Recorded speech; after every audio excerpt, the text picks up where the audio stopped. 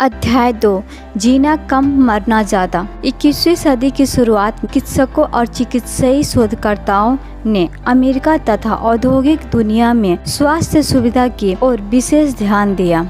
पिछली सदी से ही तुलना करें तो पता चलता है कि बीमारियों की संख्या में उल्लेखनीय कमी आई है। 20वीं सदी की शुरुआत में लोग संक्रामक बीमारियों के कारण मरते थे। उस समय अमेरिका में मृत्यु के 4 प्रमुख कारणों में निमोनिया, टीबी, डिप्थीरिया, गलघोटू तथा इन्फ्लुएंजा। उस समय लोगों की औसत आयु 43 वर्ष से कुछ अधिक ही थी, लेकिन इसी सदी के दूसरे हिस्से में एंटीबायोटिक्स की खोज और इनके विकास में उन्नति हुई। इसी की बदौलत 1980 में एड्स फैलने के बावजूद संक्रामक बीमारियों से होने वाली मौतों में नाटकीय रूप में कमी आई। जैसे जैसे हम 21वीं सदी की ओर बढ़ते हैं तो पता चलता है कि लोग अब गंभीर क्षयकारी बीमारियों से पीड़ित हैं और इनसे मर रहे हैं। इन बीमारियों में कोरोनरी आर्टरी डिजीज, कैंसर, हृदयघात, डायबिटीज, आर्थराइटिस, मैकुलर डिजनरेशन, मोतियाबिंद, Alzheimer's, dementia, Parkinson, multiple sclerosis तथा रूमेटॉइड आर्थराइटिस शामिल हैं। यह सूची और भी लंबी है। यह सच है कि पिछली सदी के दौरान अमेरिकियों की औसत आयु में आश्चर्यजनक वृद्धि हुई। फिर भी गंभीर क्षयकारी बीमारियों ने हमारे जीवन को काफी प्रभावित किया। विख्यात प्रतिरक्षी विज्ञानी और सूक्ष्म विज्ञानी डॉक्टर मेरॉन वेज ने एक भाषण में कहा था, हम अवश्य रूप से बहुत कम जी रहे हैं और बहुत ज्यादा मर रहे हैं। डॉक्टर वेज ने सेहत पर ऑक्सीडेटिव तनाव के गंभीर खतरों तथा कोशिकीय पोषण महत्व को समझने में भी मेरी मदद की। जागने का संकेत, औसत आयु। आप कितने समय तक जीना चाहते हैं? आइए कुछ समय के लिए गुणवत्तापूर्ण जीवन को एक तरफ रख देते हैं, जैसे कि लंबे जीवन पर किए जाने वाले शोध कार्यों में किया जाता है। अब अमेरिका और विश्व के अन्य औद्योगिक देशों में औसत आयु तथा स्वास्थ्य सुविधाओं की तुलना करते हैं। किसी भी देश की स्वास्थ्य सुविधाओं के आकलन का सबसे अच्छा तरीका है उस देश की मृत्यु दर का पता लगाना। जहां तक औसत आयु का सवाल है, 1950 में विश्व के शीर्ष 21 औद्योगिक देशों में अमेरिका का स्थान 7वां था। आप कल्पना कर सकते हैं कि तब से हमने स्वास्थ्य सुविधाओं पर विश्व के अन्य देशों की तुलना से कहीं अधिक खर्च किया है। 1998 में हमने 10 अरब डॉलर से भी अधिक राशि स्वास्थ्य सेवाओं पर खर्च की, जो हमारे सकल राष्ट्रीय उत्पाद का 13.6% थी। यह खर्च सूची में अमेरिका के नजदीकी देश के खर्च से लगभग 2 गुना था। हमारे पास स्वयं की MRI, CT scan, angioplasty, bypass surgery, total hip व knee replacement, immunotherapy, radiation therapy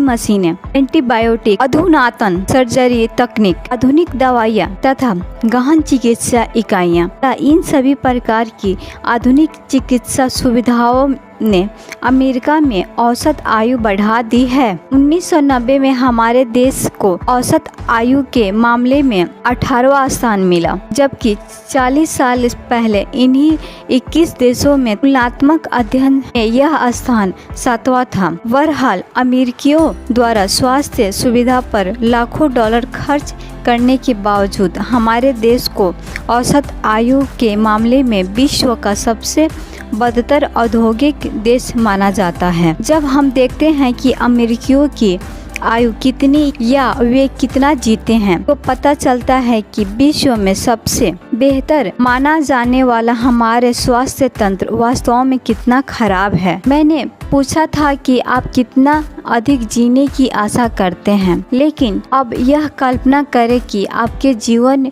के अंतिम 20 साल कैसे होंगे। क्या आपको अपने पैसों का सही मूल्य मिल रहा है? मुझे नहीं लगता है कि ऐसा हो रहा है। गुणवत्तापूर्ण जीवन। मैं आपको एक बात का विश्वास दिला सकता हूँ कि आज मेरे मरीज लंबे समय तक जीने की बजाय गुणवत्तापूर्ण जीवन के बारे में सोचते हैं। क्या आप भी ऐसा सोचते हैं? जहां तक स्वास्थ्य सुविधाओं तक हमारी पहुंच की बात है, तो यह महत्वपूर्ण नहीं है कि आमतौर पर हम कितने साल जीते हैं। कौन व्यक्ति ऐसा बुढ़ापा चाहेगा जिसमें वह अल्जाइमर्स डिमेंशिया के कारण अपने परिवार के सदस्य को भी नहीं पहचान सके? कौन व्यक्ति ऐसा समय देखना चाहेगा जिसमें उसकी पीठ और जोड़ों में क्षयकारी अर्थराइटिस हो? हमारा देश तेजी से पार्किंसन, मैकुलर डिजेनरेशन, कैंसर, हृदयघात व हृदय संबंधित अन्य बीमारियों से पीड़ित हो रहा है। कोई भी अब बुढ़ापा के कारण मरते हुए दिखाई नहीं देता है। 6 करोड़ से अधिक अमेरिकी किसी न किसी प्रकार की कार्डियोवैस्कुलर बीमारी, हृदय और रक्त वाहिनियों की बीमारी से पीड़ित है, जिसमें लगभग 1.36 करोड़ कोरोनरी आर्टरी डिजीज से पीड़ित हैं। हालांकि यह बात सच है कि पिछले 25 सालों में कार्डियोवैस्कुलर बीमारी से मरने वालों की संख्या में कमी आई है, लेकिन फिर भी यह अमेरिका में मृत्यु का सबसे प्रमुख कारण बना हुआ है। हमारे यहाँ हर साल हृदयघात के लगभग 15 लाख मामले सामने आते हैं, जिनमें से आधे या करीब 7 लाख मामले गंभीर होते हैं। दुख बात यह है कि इनमें से आधे से अधिक लोगों की मौत दिल का दौरा पड़ने के 1 घंटे या अस्पताल पहुंचने से पहले ही हो जाती है। 30% से अधिक मामले मेरे दिल का दौरा पड़ने का पहला लक्षण आकस्मिक मृत्यु ही होता है। यह हमें जीवन शैली बदलने का अधिक समय भी नहीं देता है। कैंसर के शोध और इलाज पर अत्यधिक धन खर्च करने के बावजूद यह अमेरिका में मृत्यु का दूसरा प्रमुख कारण बना हुआ है। 1995 में 5.37 लाख लोगों की कैंसर के कारण अपनी जान हाथ से धोना पड़ा। पिछले 30 सालों में इससे होने वाली मौतों की संख्या में एक निश्चित दर से बढ़ोतरी हो रही है। पिछले 25 सालों में अमेरिका में $25 अरब से अधिक रकम कैंसर के शोध पर खर्च की गई है। फिर भी इससे मरने वालों की संख्या में कोई खास कमी नहीं आई है। कुछ प्रकार के कैंसर का जल्दी पता लग जाने के कारण इनके इलाज की कई अच्छी तकनीकों का विकास हो गया है, लेकिन कैंसर के लिए हमारे इलाज में कोई फर्क नहीं आया है। आँखों की दृष्टि को प्रभावित करने वाली गंभीर बीमारी मैकुलर डिजेनरेशन के मेरे मरीज हर 6 महीने में नेत्र रोग विशेषज्ञ के पास जाते हैं ताकि वे 6 माह बाद फिर से मुलाकात तय कर सके। हर बार डॉक्टर के पास जाने के बावजूद वे यह जानकर कुंठित हो जाते हैं कि उनकी बीमारी लगातार बढ़ रही है। फिर कुछ मामलों में लेजर द्वारा इलाज करवाने से थोड़ा फायदा जरूर हो सकता है। यदि आपका कोई प्रिय अल्जाइमर्स डिमेंशिया से पीड़ित है तो आप इसके अप्रभावी इलाज से भली भांति परिचित होंगे। किसी पारिवारिक सदस्य की तार्किक कार्य प्रणाली को धीरे धीरे कम होते देखना और शारीरिक रूप से अक्षम होते देखना काफी दर्दनाक होता है। अब समय आ गया है कि हम इन बातों पर विचार करें। यदि हम सभी डॉक्टर अपने प्रति ईमानदार हैं तो हमें यह स्वीकार करना होगा कि अभी तक हमने अपने मरीजों को जो इलाज दिया है वह बहुत खराब था। अन्य संक्रामक बीमारियों की तरह इन बीमारियों का इलाज करने में हम असमर्थ थे। डॉक्टर और मरीज दोनों को ही इस बात पर गौर करना चाहिए कि वे आज की स्थिति में बेहतर स्वास्थ्य सुविधा कैसे पा सकते हैं। बचावकारी दवाइयाँ। मैं इस बात को लेकर बहुत परेशान हूँ कि मरीजों ने भी इन विभिन्न प्रकार की गंभीर क्षयकारी बीमारियों को स्वीकार कर लिया है। वे मदद के लिए आधुनिक दवाइयों और इलाज की ओर टकटकी लगाते हैं, लेकिन उन्हें उस समय बहुत दुख होता है जब उन्हें पता चलता है कि हमारे इलाज कितने प्रभावहीन हैं। द्वितीय विश्व युद्ध के 50 साल बाद मुझे यह विश्वास होने लगा है कि अब अधिक से अधिक लोग अपने स्वास्थ्य के प्रति जागरूक होने लगे हैं। पिछले महीने मेरे एक नजदीकी मित्र ने मुझसे अंतिम समय तक जीने की इच्छा जताई। यह आपकी भी इच्छा है?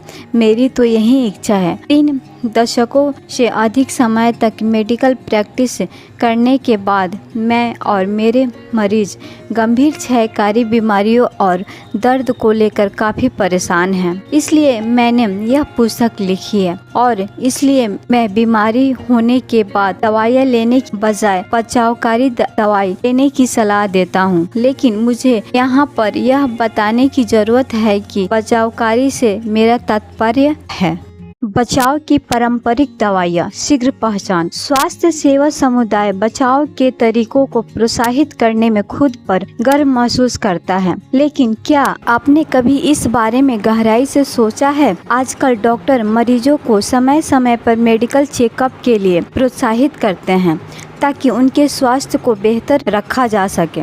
लेकिन डॉक्टरों की इस मददगार सलाह को गैर से देखें तो इसका एक ही निष्कर्ष निकलता है कि वे बस बीमारी का जल्द पता लगाने की कोशिश कर रहे हैं। इस बारे में सोचें। जैसा कि मैं पहले बता चुका हूं कि डॉक्टर पैम स्पीयर मेमोग्राम्स, ब्लड टेस्ट तथा अन्य शारीरिक परीक्षण नियमित रूप से यह पता लगाने के लिए करते हैं कि कहीं कोई बीमारी गुपचुप तरीके से मरीज के शरीर में तो नहीं है। इसमें बचाव क्या है? स्पष्ट है कि जितनी जल्दी इन बीमारियों की पहचान होगी, मरीज के लिए यह उतना ही अच्छा होगा। हालांकि यहाँ मैं इस बात पर जोर डालना चाहता हूँ कि डॉक्टर या स्वास्थ्य सेवा समुदाय मरीजों को बचाव के तरीके सिखाने में काफी कम समय देते हैं। दूसरे शब्दों में अधिकांश डॉक्टर बीमारियों के इलाज में ही बहुत ज्यादा व्यस्त रहते हैं। इसके बजाय उन्हें प्राथमिक तौर पर मरीजों को स्वास्थ्यवर्धक जीवन शैली की शिक्षा देकर क्षयकारी बीमारियों को रोकने में मदद करना चाहिए। वास्तविक बचावकारी दवाइयाँ। यदि हम बचाव के सही मायने को समझ जाएं, तो मेरा विश्वास है कि हम वास्तव में बचाव कर सकते हैं। मैं पुरजोर तरीके से यह सलाह देता हूं कि बचावकारी दवाइयाँ 3 तरह से मरीजों को प्रोत्साहित करती है: स्वास्थ्यवर्धक भोजन, नियमित व्यायाम कार्यक्रम तथा उच्च गुणवत्तापूर्ण अतिरिक्त पोषक तत्वों का सेवन। बड़ी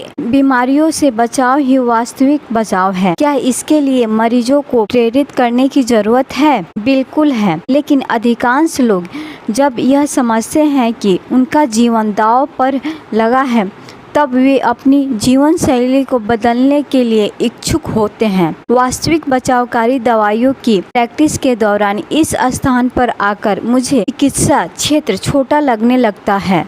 स्वस्थ जीवन शैली के तत्व। व्यायाम। हम यह भूल चुके हैं कि हमारा शरीर भी सभी प्रकार की बीमारियों के सबसे बड़ा सुरक्षा चक्र बनाता है। मैं पाता हूँ कि डॉक्टर केनेथ कपूर बचावकारी दवाइयों के क्षेत्र में एक अग्रणी डॉक्टर हैं। उन्होंने ही सबसे पहले एरोबिक्स के बारे में बताया और इसके बाद 1970 से व्यायाम का प्रचलन बढ़ा था। आज हम एक तथ्य को सच मानने लगे हैं जो 30 सालों पहले चिकित्सीय रूप से साबित हो गया था। मुझे याद है कि पहले डॉक्टर मीटिंग्स में इस बात को लेकर बहुत बहस करते थे, क्या उनके मरीज को व्यायाम करना चाहिए। डॉक्टर कूपर व्यायाम के उन फायदों के बारे में मरीजों के साथ लगातार चर्चा करते थे जो उनके स्वास्थ्य में सुधार कर सकते थे। 70 के दशक के अंत तक अधिकतर डॉक्टर कूपर की इस बात से सहमत हो गए थे। उन्होंने भी अपने मरीजों को सामान्य व्यायाम की सलाह देना शुरू कर दिया था। 1980 की शुरुआत में अमेरिका के सर्जन जनरल एक सूची जारी की जिसमें सामान्य व्यायाम से होने वाले सभी खास फायदों का उल्लेख था। ये लाभ है: वजन कम होना, ब्लड प्रेशर में कमी, हड्डियों में मजबूती और अच्छे HDL कोलेस्ट्रॉल के स्तर में वृद्धि, ऑस्टियोपोरोसिस के खतरे में कमी, बुरे LDL कोलेस्ट्रॉल के स्तर में कमी, वसा के स्तर में कमी, ताकत और समन्वय में बढ़ोतरी जिसके कारण गिरने का खतरा कम होना, इंसुलिन के प्रति संवेदनशील में वृद्धि, प्रतिरक्षी तंत्र का विकास, संपूर्ण तंदुरुस्ती का एहसास बढ़ना। एक नज़र में व्यायाम के लाभों की यह सूची प्रभावित करती है।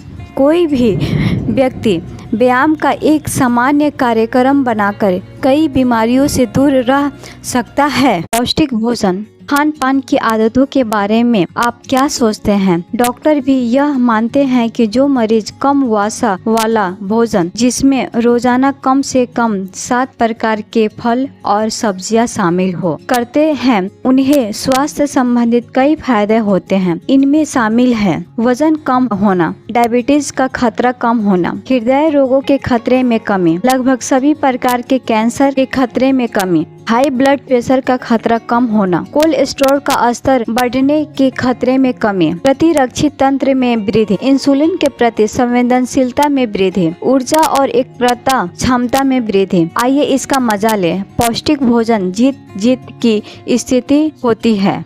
अतिरिक्त पोषक तत्व। मैंने पिछले 7 सालों के दौरान चिकित्सीय साहित्य पर काफी शोध किया। मैं दृढ़ता के साथ यह मानता हूँ कि भले ही आप तंदुरुस्त हो, लेकिन अतिरिक्त पोषक तत्वों का सेवन करने से आपकी सेहत को महत्वपूर्ण लाभ होते हैं। अतिरिक्त पोषक तत्व से स्वास्थ्य को होने वाले लाभ हैं: प्रतिरक्षी की क्षमता बढ़ना, एंटीऑक्सीडेंट रक्षा तंत्र की क्षमता बढ़ना, कोरोनरी आर्टरी डिजीज का जोखिम कम होना, हृदय घात का खतरा कम होना, कैंसर की आशंका में कमी, आर्थराइटिस, मैकुलर डिजेनरेशन और मोतियाबिंद के खतरे में कमी, अल्जाइमर्स, डिमेंशिया, पार्किंसन बीमारी, अस्थमा, फेफड़ों की बीमारी तथा अन्य गंभीर क्षयकारी बीमारियों का खतरा कम होने से शक्ति बढ़ना, कई गंभीर क्षयकारी बीमारियों के इलाज आसानी, पर्याप्त व्यायाम कार्यक्रम और पौष्टिक भोजन के साथ पोषक तत्व लेने वाले मरीज अपने ब्लड प्रेशर, डायबिटीज तथा उच्च कोलेस्ट्रॉल को इतना नियंत्रित कर लेते हैं कि दवाई लेना छोड़ सकते हैं। चिकित्सा साहित्य इस बात की पुष्टि करता है। लगभग सभी डॉक्टर इस बात से सहमत हैं कि मरीजों को ऐसी गंभीर बीमारी के लिए दवाई देने से पहले स्वस्थ जीवन की सलाह दी जानी चाहिए। हालांकि सच तो यह है कि अधिकतर डॉक्टर पर्चा लिखते समय मरीजों को जीवन शैली बदलने की सलाह भी मुश्किल देते हैं। आप देखते हैं कि सामान्य तौर पर डॉक्टर यह मानकर चलते हैं कि अधिकतर मरीज अपनी जीवन शैली कभी नहीं बदलेंगे और उनका सही इलाज सिर्फ दवाइयों द्वारा ही संभव है। जैसे ही किसी डॉक्टर को मरीज में उच्च रक्तचाप, डायबिटीज या उच्च कोलेस्ट्रॉल के बारे में पता चलता है तो वह सीधे दवाइयाँ लिखना शुरू कर देता है। मरीजों की पसंद। पिछले 7-8 सालों में मैंने अपना नज़रिया बदल लिया है। मैंने दवाइयों को पहली पसंद बनाने की बजाय अंतिम सहारा बना लिया है। मैं यह जानकर आश्चर्यचकित हूँ कि मेरे कई मरीज अपने स्वास्थ्य के प्रति जागरूक बनना चाहते हैं और दवाइयों के सेवन से परहेज करते हैं। यह बात भी सही है कि मेरे ऐसे कई मरीज अब भी हैं जो इस प्रकार के परिवर्तन को नहीं मानते हैं। उनके लिए मेरे पास अब भी दवाएं हैं। कुछ मरीज ऐसे भी होते हैं जिनकी हालत इतनी गंभीर होती है कि मुझे तुरंत दवाइयाँ लेना शुरू करनी पड़ती है, लेकिन इसके साथ ही मैं उन्हें स्वास्थ्य जीवन शैली के जरिए अपनी स्थिति सुधारने का मौका देता हूँ, इस आशा के साथ कि एक दिन वे दवाइयों का सेवन बंद या कम कर देंगे। अच्छे व्यायाम कार्यक्रम, पौष्टिक भोजन के लाभों के बारे में हर कोई जानता है, लेकिन अच्छी गुणवत्ता के अतिरिक्त पोषक तत्वों को लेने के फायदे के बारे में बहुत कम लोग जानते हैं। मैंने आपको पहले बताया है कि मैं भी उन डॉक्टरों में से था जिन्हें अतिरिक्त पोषक तत्व की जानकारी नहीं थी, लेकिन अनगिनत अध्ययनों ने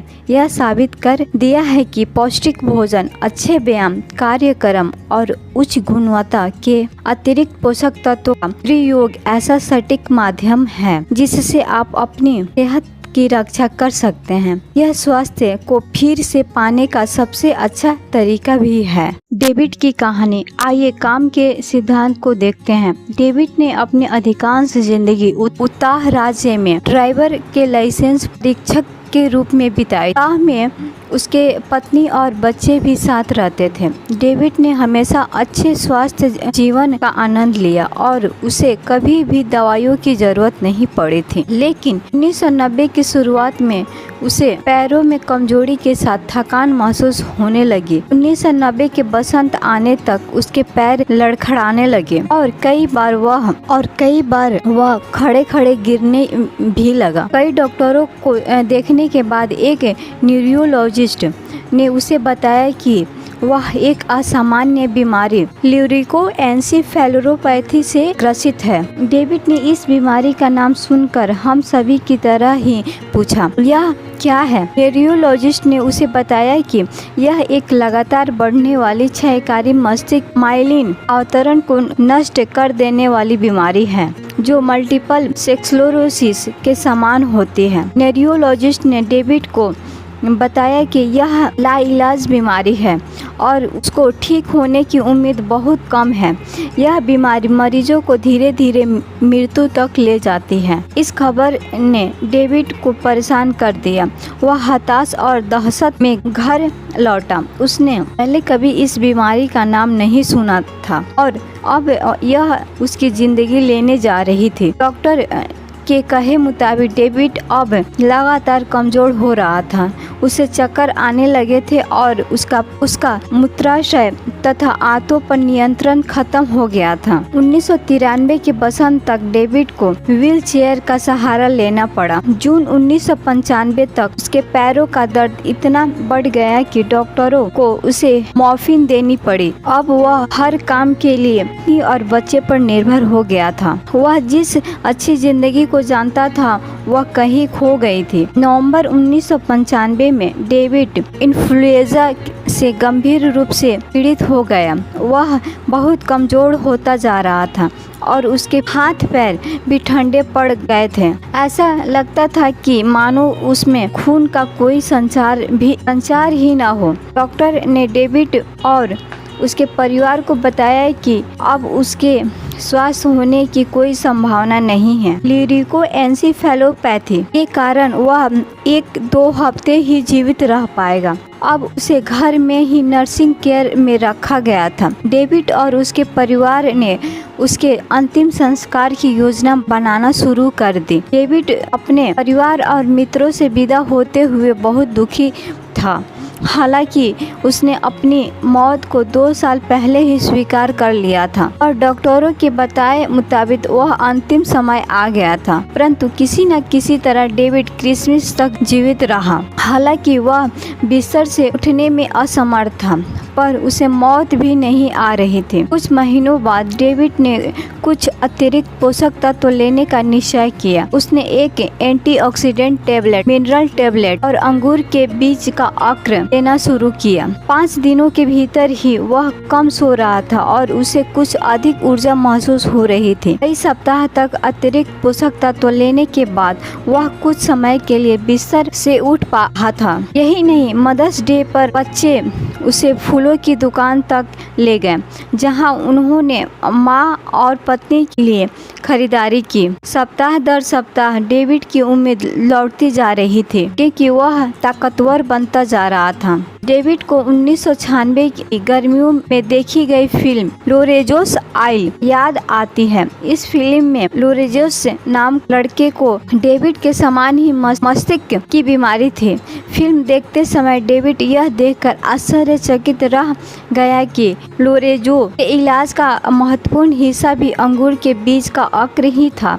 डेविड को महसूस हुआ कि उसकी सेहत में उल्लेखनीय सुधार भी अंगूर के बीज के अर्क से ही हो रहा था। उसने इसे और अधिक मात्रा में लेना शुरू कर दिया। जल्दी ही उसे पता चला कि यह अर्क एक अच्छा एंटीऑक्सीडेंट है जिसे मस्तिष्क के आसपास का तरल भी आसानी से अवशोषित कर लेता है। दूसरे एंटीऑक्सीडेंट व मिनरल के साथ अंगूर के बीज के अक्र की मात्रा बढ़ाने से डेविड की सेहत में अद्भुत सुधार हुआ। उसके पैरों का दर्द लगातार कम हो रहा था और फिर से चलने लगा था। सप्ताह दर सप्ताह उसके पैर की ताकत बढ़ रही थी।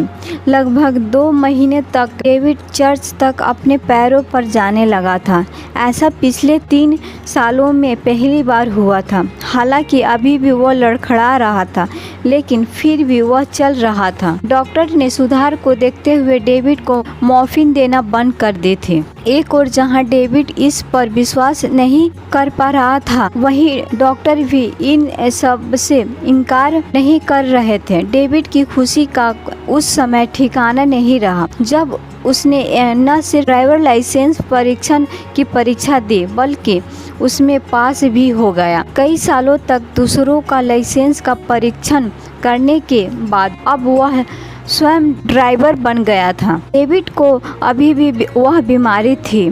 वह स्वस्थ नहीं हुआ, लेकिन इस बीमारी के बावजूद उसका अपनी जिंदगी पर नियंत्रण था। वह अभी भी लड़खड़ा कर चल रहा था, लेकिन फिर भी खुश था। जब भी मैं डेविड को देखता हूँ तो मैं मुस्कुरा देता हूँ। उसकी प्रगति देखकर मुझे बहुत खुशी होती है। मैं अतिरिक्त पोषक दवाओं के प्रति सकारात्मक हूँ। इसके पीछे के कई कारणों में से एक डेविड भी है। ये तत्व सभी प्रकार के मरीजों के स्वास्थ्य के लिए बेहतर उपाय हैं। इस अध्याय में हमने अमेरिका की स्वास्थ्य सेवा व्यवस्था के बारे में चर्चा की। आपका स्वास्थ्य कैसा है? क्या आपको बूढ़े होने का डर सताता है? क्या आपने गंभीर बीमारी और दर्द को अपना भाग्य मान लिया है? क्या आप स्वास्थ्य को बेहतर बनाने के लिए अपने जीवन में अवश्य परिवर्तन करने के इच्छुक हैं?